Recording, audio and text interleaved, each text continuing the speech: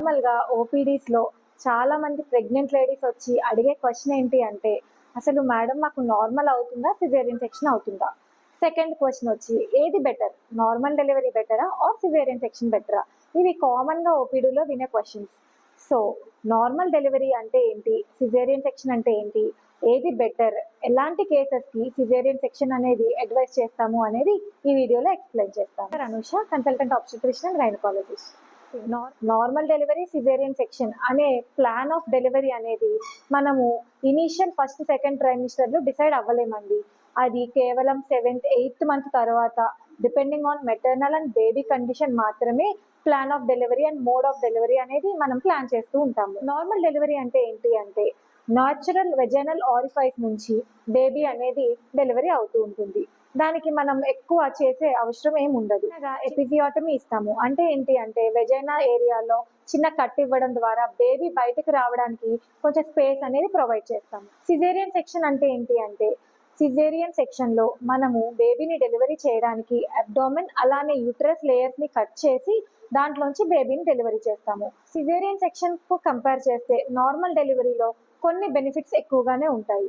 కానీ ఇండికేషన్ ఉన్న వాళ్ళకి అంటే మెటర్నల్ ఆర్ బేబీ రిస్క్స్ ఎక్కువ ఉంటాయి నార్మల్ డెలివరీ వదిలేస్తే అనిపిస్తే అప్పుడు డైరెక్ట్ సిజేరియన్ సెక్షన్ వెళ్ళడం అనేది చాలా మంచి ఆప్షన్. మనము సిజేరియన్ సెక్షన్ అనేది 2 రకాలుగా చేస్తూ ఉంటాము. ఒకటి ఎలెక్టివ్ సిజేరియన్ సెక్షన్ అండ్ ఇంకొకటి ఎమర్జెన్సీ సిజేరియన్ సెక్షన్. ఎలెక్టివ్ అంటే ఏంటి అంటే మనం సిజేరియన్ డెలివరీ చేస్తాము అనేది ముందే ప్లాన్ చేసుకొని పెట్టుకుంటాము. ఎమర్జెన్సీ అంటే ఏంటి అంటే మనం నార్మల్ డెలివరీకి ప్రొసీడ్ అవుతూ ఉంటాము. అన్సీన్ కాంప్లికేషన్స్ వల్ల సిజేరియన్ సెక్షన్ కింద కన్వర్ట్ చేయడాన్ని ఎమర్జెన్సీ సిజేరియన్ సెక్షన్ అని చెప్తాము.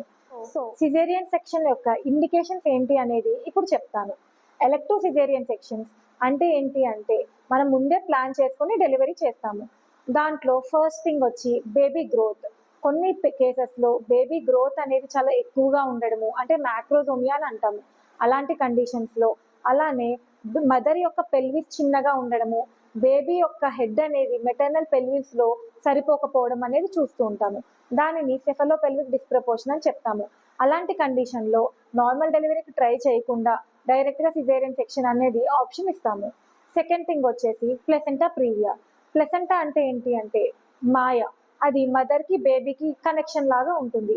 మదర్ నుండి బ్లడ్ సప్లై అంతా బేబీకి కావాల్సిన ఆక్సిజన్, న్యూట్రియంట్స్ అన్నీ కూడా ఈ ప్లెసెంటా ద్వారానే వెళ్తూ ఉంటాయి. కొన్ని కండిషన్స్లో ఈ ప్లెసెంటా అనేది కింద ఉండడము దాన్ని ప్లెసెంటా ప్రీవియా అని చెప్తాము. అలాంటి కండిషన్స్లో నార్మల్ వదిలితే ఏమవుతుంది అంటే కింద డైలేట్ అయ్యేటప్పుడు నార్మల్ డెలివరీ అప్పుడు సర్విక్స్ డైలేట్ అయ్యేటప్పుడు ఆ మాయ అనేది సెపరేట్ అవ్వడము, బ్లీడింగ్ అనేది స్టార్ట్ అవ్వడం అనేది కనిపించే ఛాన్సెస్ ఉంటాయి. సో అలాంటి కండిషన్స్లో కంప్లీట్ ప్లెసెంటా ప్రీవియా అలా కేసెస్ ఉన్నప్పుడు మనం డైరెక్ట్గా సిజేరియన్ సెక్షన్ అనేది అడ్వైస్ చేస్తాము. ముందు ప్రీవియస్ మయోమెక్టమీ అని అదర్ యూటరన్ సర్జరీస్ అనేవి అయ్యి ఉండే ఛాన్సెస్ ఉంటాయి. అలాంటి పేషెంట్స్కి కూడా మనము depending on case duration caesarean section అనేది అడ్వైస్ చేస్తూ ఉంటాము. అండ్ అదర్ థింగ్ వచ్చి హెర్పిస్ ఇన్ఫెక్షన్. మదర్కి ఏమైనా హెర్పిస్ ఇన్ఫెక్షన్ ఉన్నప్పుడు అది నార్మల్ వదిలితే బేబీ కూడా ఇన్ఫెక్షన్ వచ్చే ఛాన్సెస్ ఉంటాయి కాబట్టి అలాంటి టైంలో కూడా మనం వాళ్ళకి నార్మల్ డెలివరీ ఆప్షన్ అనేది కాకుండా సిజేరియన్ సెక్షన్ అనేది అడ్వైస్ చేస్తూ ఉంటాము. బేబీ పొజిషన్ కొన్ని మంది పేషెంట్స్కి హెడ్ సిఫాలిక్ పొజిషన్ అంటే హెడ్ కింద ఉంటుంది. అలాంటి కేసెస్లో డైరెక్ట్గా నార్మల్ అడ్వైస్ చేస్తాం. కానీ కొంతమందికి హెడ్ పైన ఉండడము అంటే బ్రీచ్ పొజిషన్ అంటాము. ఆర్ కొంతమందికి బిడ్డ అడ్డంగా ఉంది అని చెప్తారు, లైక్ ట్రాన్స్ఫర్ ఫ్లై.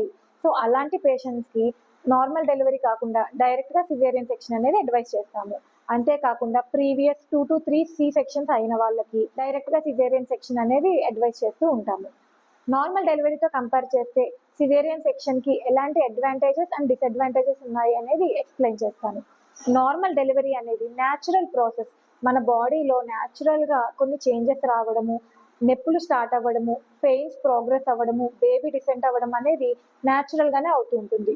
కొంతమందికి వీటిలో ఏమైనా ప్రాబ్లం ఉన్నప్పుడు మందులు పెట్టి ఆర్ ఆగ్మెంట్ చేసి మనము డెలివరీని ప్రోగ్రెస్ చేసే ఛాన్సెస్ ఉంటాయి.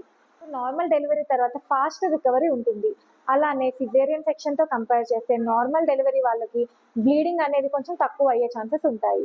అలానే బేబీ పరంగా చూసినా కూడా నార్మల్ డెలివరీ వల్ల బేబీ బర్త్ కెనల్ నుంచి బయటకు వచ్చేటప్పుడు హెడ్ అనేది కంప్రెస్ అవ్వడము, బేబీలో కార్టిజోల్ అనే హార్మోన్ రిలీజ్ అవ్వడము, ఆ హార్మోన్ వల్ల బేబీకి డెలివరీ తర్వాత ఈ టీటీఎన్ అంటే ట్రాన్సియెంట్ టెకిప్నియా ఆఫ్ న్యూబార్న్, ఈ ఊపిరితిత్తుల సమస్య అనేది తక్కువగా కనిపించే ఛాన్సెస్ ఉంటాయి.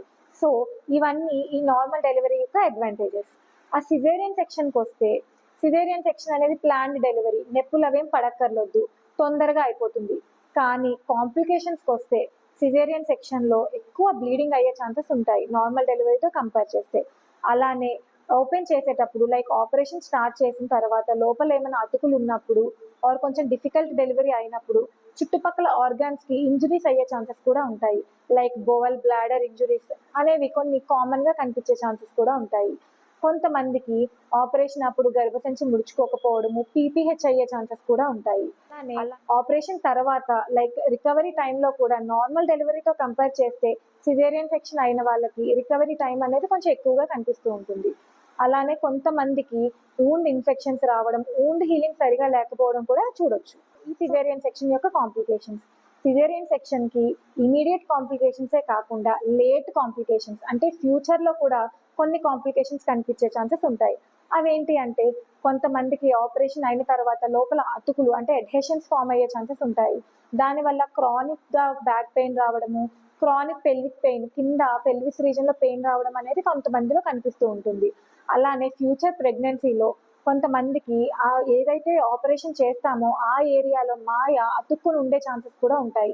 దాన్ని ప్లసెంటా ఎక్రిటా అని చెప్తాము. కొంతమందిలో గ్యాప్ ముందు ఆపరేషన్కి తర్వాత ఆపరేషన్కి ఎక్కువ గ్యాప్ లేకపోతే గర్భసంచి ఎప్పుడైనా రప్చర్ అయ్యే ఛాన్సెస్ కూడా ఉంటాయి. వాళ్ళు ఇమీడియట్గా ఎమర్జెన్సీ సెక్షన్కి ల్యాండ్ అవ్వడము, రప్చర్ అయిపోతే మనం అది కుట్టలేకపోతే కొన్ని కండిషన్స్లో సిజేరియన్ హిస్టరెక్టమీ అంటే గర్భసంచి తీసేయాల్సిన అవసరం కూడా రావచ్చు. సిజేరియన్ సెక్షన్ అనేది ఎమర్జెన్సీలో ఎప్పుడు అవుతుంది అంటే ఒకవేళ నార్మల్ ట్రై చేస్తున్నాము, బేబీ హార్ట్ బీట్ అనేది సడన్గా పడిపోయింది ఆర్ బేబీ లోపల మోషన్కి వెళ్ళారు, దానివల్ల బేబీకి ఫీటల్ డిస్ట్రెస్ అంటే బేబీ ఊపిరి అనేది సరిగా తీసుకోలేకపోవడము, హార్ట్ బీట్ తక్కువైపోవడము, ఇలాంటి కండిషన్స్లో ఎమర్జెన్సీ సి సెక్షన్ అనేది ప్లాన్ చేస్తాము. అలానే కొంతమందికి నొప్పులు స్టార్ట్ అయినా కూడా ప్రోగ్రెషన్ ఆఫ్ లేబర్ అనేది మానిటర్ చేసుకుంటూ ఉండాలి. కొంతమందిలో ఈ నొప్పులు అనేవి ప్రోగ్రెస్ అవ్వకపోవడము, మధ్యలోనే ఆగిపోవడము ఆర్ నొప్పులు ఎక్కువ వచ్చినా కూడా బేబీ కిందకి డిసెంట్ అవ్వకపోవడం అనేది కూడా కొంతమందిలో చూస్తూ ఉంటాము. దాన్ని నాన్ ప్రోగ్రెషన్ ఆఫ్ లేబర్ అంటాము. అలాంటి కేసెస్లో కూడా మనము సిజేరియన్ సెక్షన్ ఆప్ట్ చేసుకుంటాము. అండ్ మెటర్నల్ కండిషన్ కొన్ని హై రిస్క్ కేసెస్లో మనం డైరెక్ట్ సిజేరియన్ సెక్షన్ అనేది అడ్వైజ్ చేస్తూ ఉంటాం. కానీ నార్మల్ డెలివరీ అంటే చాలా కాంప్లికేషన్స్ అవుతాయి, ఎక్కువ రోజులు హాస్పిటల్లో నొప్పులు పడుతూ ఉండాలి, దానికన్నా డైరెక్ట్ సిజేరియన్ సెక్షన్కి వెళ్ళిపోదాము అని కొంతమంది సిజేరియన్ సెక్షన్ ఆప్ట్ చేసుకుంటారు. సో అలాంటి అపోహ మాత్రం వదిలేయండి. ఎట్ ప్రెసెంట్ నార్మల్ డెలివరీకి ఎపిడ్యూరల్ ఎనస్థీషియా అని, ఎంటనాక్స్ అని, పెయిన్లెస్ డెలివరీ ఆప్షన్స్ అనేవి అవైలబుల్గా ఉన్నాయి. మీ డాక్టర్తో డిస్కస్ చేసి మీకు కరెక్ట్ అయిన ఆప్షన్ అండ్ మోడ్ ఆఫ్ డెలివరీని ప్లాన్ చేసుకోండి. Thank you.